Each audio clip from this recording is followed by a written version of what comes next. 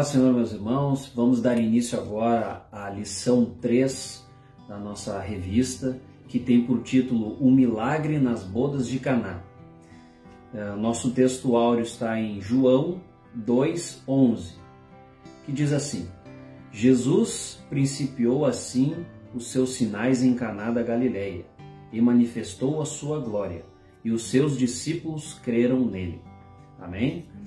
Vamos estar lendo agora, eu vou estar falando para os irmãos que o nosso texto de apoio é João 2, do 1 ao 11. E o nosso título, primeiro título é O Objetivo dos Milagres no Evangelho de João. Fala que o Evangelho de João é um evangelho singular. A gente vai começar falando sobre o Evangelho, né? Sobre o livro de João, que acredita-se que foi o próprio discípulo de Jesus, João, né, que escreveu. E o Evangelho de João é o único que é diferente dos outros três, porque João, ele... Nos outros 4.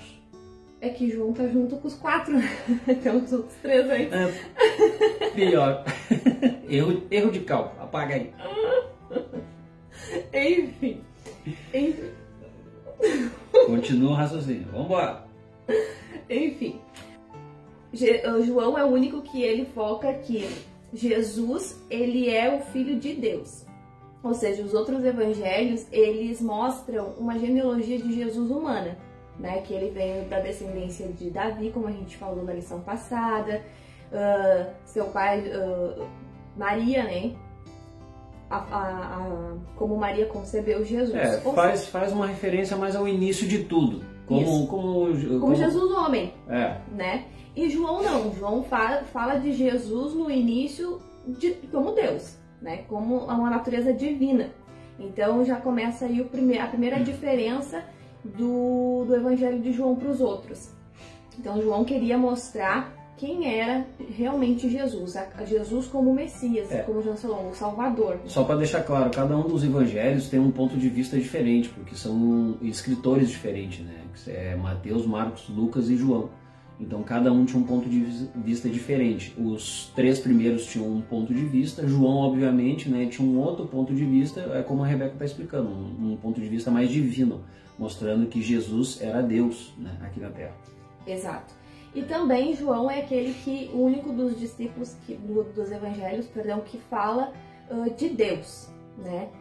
Não só de Jesus, não só do Filho, né? Mas também de Deus. É o versículo mais conhecido que a gente tem, né? Que é João 3,16. Como é que é, Jonas? Deixa eu falar. Porque Deus amou o mundo de tal maneira que deu seu Filho unigênito, para que todo aquele que nele crê não pereça, mas tenha vida eterna. A vida eterna. Amém. Amém. Então, ou seja, é o evangelho que fala de Deus sendo Pai e Jesus sendo Filho. Então, também é o objetivo do Evangelho de João. Por isso ele é um evangelho singular, ele é diferente dos outros. Outro ponto também são os milagres, que João fala, né? Sobre 7. Ele usa, na verdade, no Evangelho como sinais, mas nós entendemos que é milagre. E até a revista mesmo fala sobre isso. São sinais em forma de milagres. E João só cita 7. Por que ele fala sinais? Porque é nesse momento que se manifesta a glória de Deus, que mostra que é o sinal que Jesus é o Messias. Exato. Os milagres que João relata são como sinais da divindade de Jesus. Não só como um Jesus miraculoso, um Jesus que só faz milagres, não, mas sim um Jesus Deus, um Jesus Messias, aquele que foi prometido, aquele que era, que é e que há de vir e que sempre será. No Evangelho mostra o problema, a solução do problema daquela pessoa, foco em Jesus como Messias, né, Filho de Deus, e glorifica a Deus também. São 3 pontos que fica bem claro nesse Evangelho. Sim, e também o 7 tem todo um contexto histórico, né, para o povo de Israel. Significa a perfeição, né? Aquilo que se completa. Se você ler ali no tópico da revista, você vai É uma ideia de completude, de totalidade, né? Então, por isso que João também usa 7 milagres. Tanto é que João fala que Jesus fez muito mais milagres do que os que estão registrados. Então, para a gente ter mais ou menos uma ideia de que eles usaram aqueles que mostravam mais, digamos assim, o poder de Deus. Não que os outros não fossem, né? Mas seria muitos, não caberia, né, num livro só, ou em alguns manuscritos. E olha que mesmo sendo alguns, acredito que alguns até foram registrados, mas acabaram, em função do tempo e da forma de guardar, né, dos historiadores, lá acabaram, infelizmente, não achando, né. Mas isso já é uma outra história. É. E aí entra também o objetivo que a gente falou, né, do Evangelho de João. É mostrar através dos milagres de Jesus que ele era o Filho de Deus. E aí a gente já entra no segundo tópico, né? Que é Jesus e a vida social. Você pensa assim, mas Jesus não tinha vida social, e não, ele tinha sim. Sim, tanto é que Jesus começou seu ministério com aproximadamente 30 anos. Então, em todo esse tempo aí, Jesus viveu com as pessoas. Viveu como uma pessoa normal, obviamente, era o Filho de Deus, né? Respeitando sempre a lei, né? Respeitando a lei, indo à igreja, no caso, que era no templo naquela época, né? Fazendo tudo que... Normal. Tanto é que a Bíblia mesmo fala que Jesus fez homem. Então, se ele fez homem, ele vivia como qualquer Ele passou pelas mesmas tentações que nós passamos, ele trilhou esse mesmo mundo onde nós pisamos. Exato, que é o que fala, por exemplo, em Lucas, capítulo 19, versículo 9 e 10. Jesus vivia com todos, mas não fazia o que todos faziam, porque cada lugar que Jesus ia havia um objetivo para ele estar lá. Exatamente. Que é a mesma coisa nós. A gente vive com todos, a gente fala com todos, mas nós temos um objetivo. O objetivo de Jesus era levar a salvação, era levar o socorro ao aflito. Esse era o objetivo de Jesus.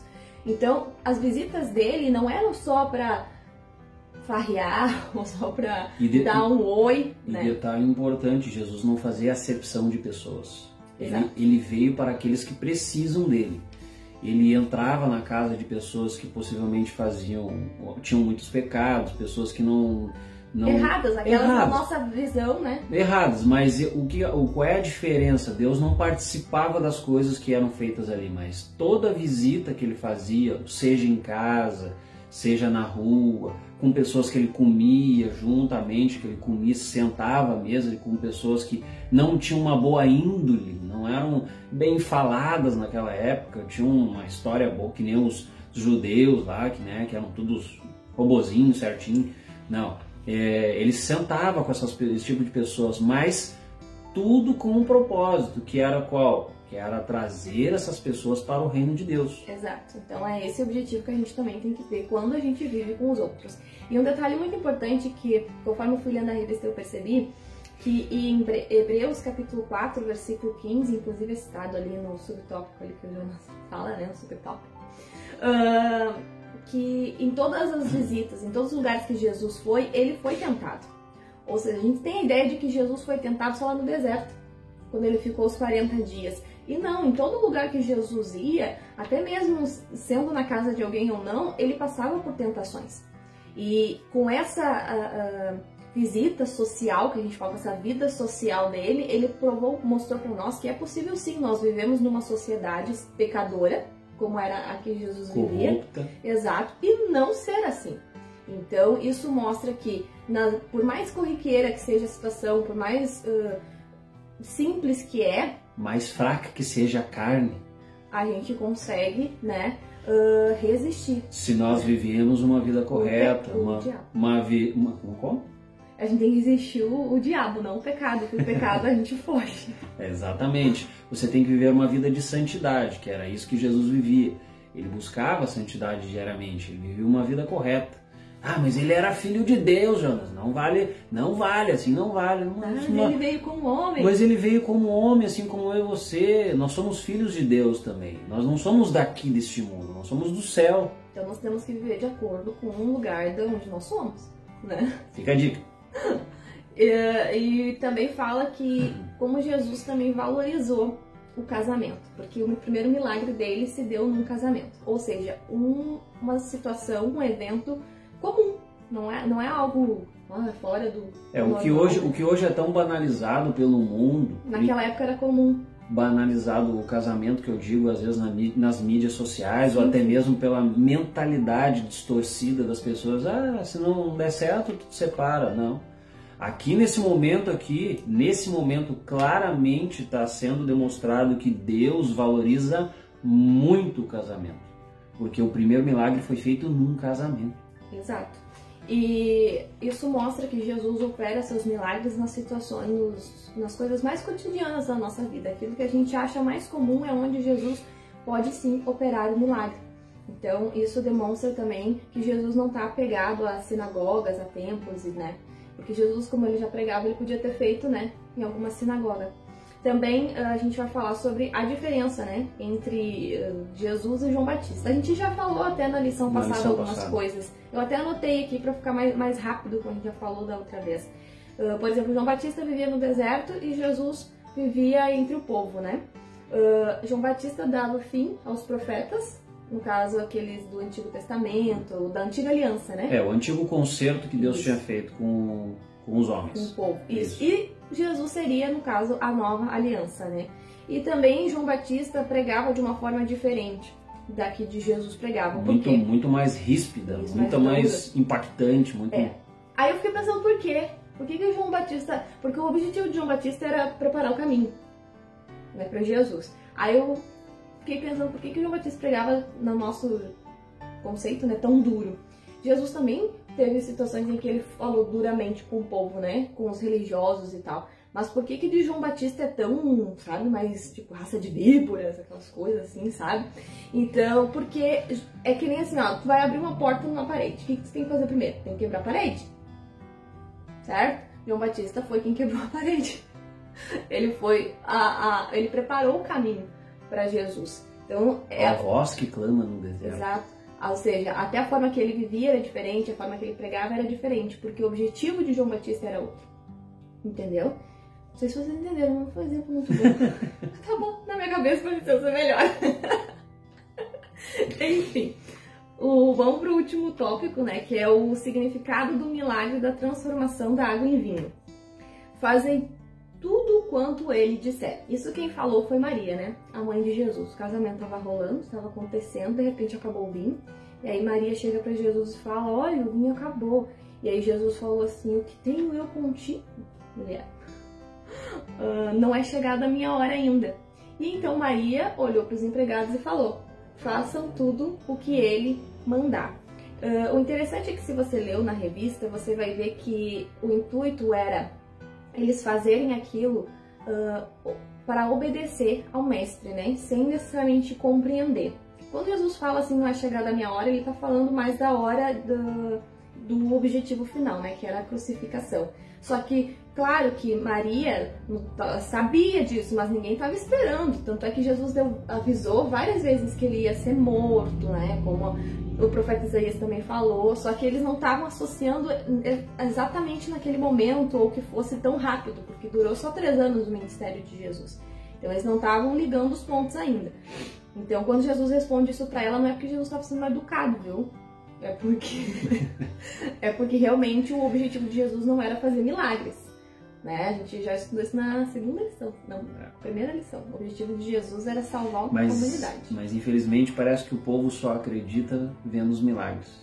Que os discípulos só acreditaram, que foi o nosso textuário, né? Exatamente. Que então eles creram em Jesus como sendo Filho de Deus. Foi por isso que João também falou, né? Que ele fez o milagre para que revelasse a natureza divina de Jesus. Então, você vê que tudo se conecta. Sim, e também tem o milagre, ele também tem um significado, né? Que depois que Jesus pegou lá as 6 talhas, pediu para os empregados, né? Pegar aquelas 6 talhas que eram onde eles se lavavam. Vou trazendo um contexto histórico rapidamente para que você entenda. As talhas que a Rebeca se refere são, pense você, umas vasilhas, uma espécie de uns jarros. Esse negócio de guarda-vinho. Uns jarros bem grandes de... Não, são jarros. Não era barril? Não, é jarro. Uns jarros de barro bem grande, assim, de em torno de 70 a 100 litros de água cabia dentro. O que acontece? Quando Jesus pede para eles pegarem essas 6 talhas que diz aqui, ela se refere à água que era usada. Os judeus tinham uma tradição. Qual que era ela? A tradição de, na verdade era um ritual, não era nenhuma tradição, né? Que não tinha objetivo de higienizar, mas sim era mais coisa deles, né? Toda vez que eles entrassem em algum local, alguma coisa assim, eles lavassem as mãos, né? Lavavam bem as mãos com essa água que era utilizada aí, essa água. Como era uma festa grande, havia muitas pessoas, havia vários jarros, várias talhas de água para que o povo pudesse se lavar, né? Para no caso, não se higienizar, mas sim se purificar. Se purificar, uma espécie de purificação. Acho que essa seria a palavra ideal. Então, aí fala sobre o milagre agora, né? Sim, que é o contexto que Jesus usou, né? Pegou essas 6 talhas de água e pediu para um dos empregados levar até o mestre-sala. E quando o mestre-sala provou daquela água, né, que Jesus pediu para os empregados levar, chamou o noivo e falou: olha, normalmente se serve primeiro, né, logo no início da festa, o vinho melhor, mas tu deixou o melhor por último, né? Então isso mostra que naquele momento Jesus transformou a água em vinho. Detalhe, o mestre-sala ele não sabia de nada. Sim. Ele não sabia de nada. Só os empregados, né? Só os empregados que fizeram o serviço que sabiam, mas o mestre-sala não sabia de nada. Isso. E naquela época, por exemplo, se faltasse o vinho, era uma falta de respeito, né? Uma falta de hospitalidade, porque o casamento durava 7 dias. Viu? A gente podia ter casado e ficado numa festa de 7 dias. Viu? Eu tava até comentando com a Rebeca, como é que é possível comemorar uma semana, mas eles conseguiram. Eles conseguiram. Mais foto, mais comida. Nossa, imagina se um dia só já foi... Continuamos então, né? Foi bom, tá? Foi bom, foi ótimo. Enfim, significava que eles não estavam sendo hospitaleiros. Então isso também ia trazer um desconforto, né, naquela situação, porque logo de cara o vinho já acabou, né? Então Jesus fez esse milagre para socorrer, no caso, o noivo, né? Isso mostra que o milagre de Jesus, mesmo numa situação tão simples, né, que podia trazer um transtorno tão grande para aqueles recém-casados, Jesus fez aquilo para ajudar eles. E também o sentido espiritual disso, que é, como Jesus falou, essa água é usada para eles se limparem por fora, né? Externamente. Externo. E o vinho eles iriam tomar. Ou seja, então ia para dentro, né? E aí, ou seja, a purificação vem de dentro para fora. Jesus estava querendo dizer isso, ou seja, aí se cumpre aquilo, que a palavra de Deus, ela é quem liberta. Então, Jesus estava mostrando que ele veio para nos purificar, para lavar nossa alma de dentro para fora, né? Para nos lavar de dentro para fora. Então, esse é o real significado dessa transformação da água em vinho. É a gente ter essa consciência de que a verdadeira transformação, ela vem de dentro para fora. A gente primeiro tem que acreditar em Jesus, como foi no caso desse milagre que os discípulos acreditaram em Jesus, como sendo filho de Deus, o Messias, né? Não só como que talvez eles estivessem crendo, como o Jonas falou, talvez eles já seguiam Jesus, porque eles já estavam com Jesus aí nessa festa. Mas talvez eles não acreditassem em Jesus como Messias, e sim como um profeta. Então Jesus, quando realiza esse milagre, segundo João foi o primeiro, ele mostra a natureza divina de Jesus. Jesus sendo filho de Deus. Então essa é a ideia do primeiro milagre de Jesus. Então nessa lição a gente aprendeu um pouquinho sobre o Evangelho de João, porque ele é diferente dos outros, e a gente entendeu o porquê que Jesus transformou a água em vinho, né? Que significa que você deve se purificar de dentro para fora. E a gente aprendeu outras coisas também, né? Como não se... pode andar na sociedade, mas você não é da sociedade, né? Você tem que se comportar como sendo filho de Deus. Estamos no mundo, mas não pertencemos a ele. Exatamente. E como a gente fez na lição passada, e a gente vai fazer nessa também, a gente vai orar, porque a gente está na escola dominical. Amém. Por vídeo, mas é a escola dominical. Então nós vamos orar. Vou pedir para o Jonas orar também de novo, porque ele ora muito bem, graças a Deus. E pedindo para que Deus nos abençoe nessa nova semana que está começando e que nessa semana a gente realmente possa nos purificar, ou seja, buscar mais o Senhor durante essa semana até a nossa próxima lição, domingo que vem, tá bom? Fecha teus olhos e vamos orar ao Senhor. Pai nosso que estás nos céus, te agradecemos por mais essa semana. Te agradecemos por mais essa aula que desse a prioridade, que desse o privilégio, que pudéssemos estarmos aqui na Tua presença, mais uma vez ministrando essa aula. Te agradecemos, Pai querido, por todos aqueles que estão assistindo nas suas casas, indo para o trabalho, nos seus afazeres, que pararam um pouquinho e tiraram um pouquinho do seu tempo, 20, 25 minutos do seu dia, para poder aprender um pouquinho mais juntamente com a gente. Muito obrigado, Pai querido, por essa oportunidade. Te peço, ó Pai Santo e Pai Poderoso, que essas palavras, que tudo que foi dito aqui possa entrar no coração e na mente deles, que eles venham guardar a Tua palavra, que venham, Senhor Deus querido, testemunhar de Ti, Pai Santo, que eles venham, através de Ti, edificar a vida de outras pessoas. Te peço, Pai querido, toma conta dos Teus servos, toma conta de cada um que assistiu essa aula.